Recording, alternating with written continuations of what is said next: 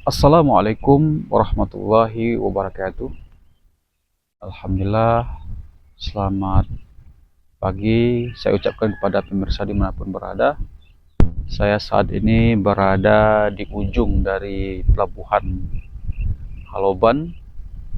Ya, tentunya ini merupakan salah satu pulau yang terluar dan salah satu daerah yang terjauh dari Kabupaten Aceh Singkil, khususnya dari wilayah Pulau Sumatera. Dan Pulau Haloban ini berbatasan langsung dengan Kepulauan Semelu di sebelah barat sana, kemudian berbatasan langsung dengan Kepulauan Nias di sebelah timur.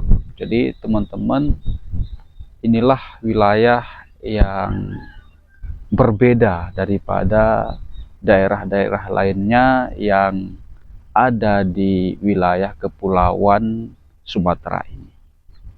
Jadi perbedaannya di mana, sahabat?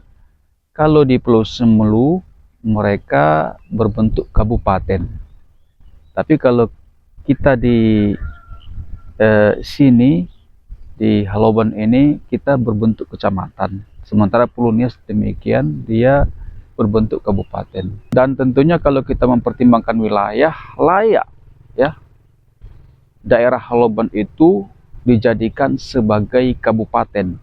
Tentu saya memimpikan ya, memimpikan sebagaimana yang saya sampaikan tadi, bahwa daerah ini, wilayah ini layak untuk diangkat menjadi kabupaten di wilayah Aceh. Dan semoga saja ya Bapak Gubernur Muzakir Manap dan wakilnya Dekfat yang kita kenal, yang baru saja dilantik, itu bisa mempertimbangkan daerah ini. Kalau bisa dikunjungi daerah ini, supaya daerah ini bisa berkembang sebagaimana daerah-daerah lainnya. Karena potensi-potensi yang ada di daerah ini luar biasa. Dari potensi luas wilayahnya dulu, kemudian potensi-potensi ekonomi. Potensi lain dari daerah ini adalah potensi wisata. Kita kaya di potensi wisata, kita punya pulau-pulau yang begitu indah, pantai yang begitu indah, terumbu karang yang begitu indah. Di mana-mana wilayah ini memiliki kekayaan, memiliki keindahan. Gunung-gunung juga berpotensi memiliki keindahan sebagai tempat wisata. Lengkap daerah ini. Tapi saya juga berpikir, ada apa? Di mana kesalahannya? Di mana salahnya? Saya berpikir seperti itu, pemirsa. Sahabat, saya terkhusus orang Haloban. Ternyata ada dua masalah di situ. Pertama, memang orangnya nggak mau maju. Kedua, SDM-nya.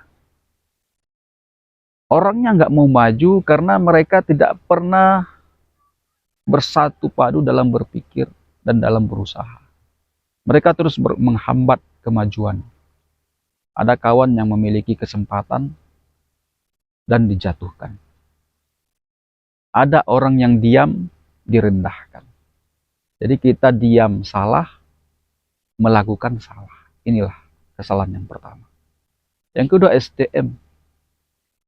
SDM, kemampuan dalam melaksanakan, kemampuan dalam membangun. Banyak putra-putra daerah yang berbicara di kedai-kedai kopi. Banyak putra-putra daerah yang berbicara di serambi-serambi rumah, di tepi-tepi jalan, di tempat-tempat nongkrong, berbicara masalah kemunduran daerah ini, masalah ketertinggalan daerah ini. Bahkan tokoh-tokoh pun berbicara tentang ketertinggalan daerah ini. Tapi mereka tidak pernah berpikir mencari solusi.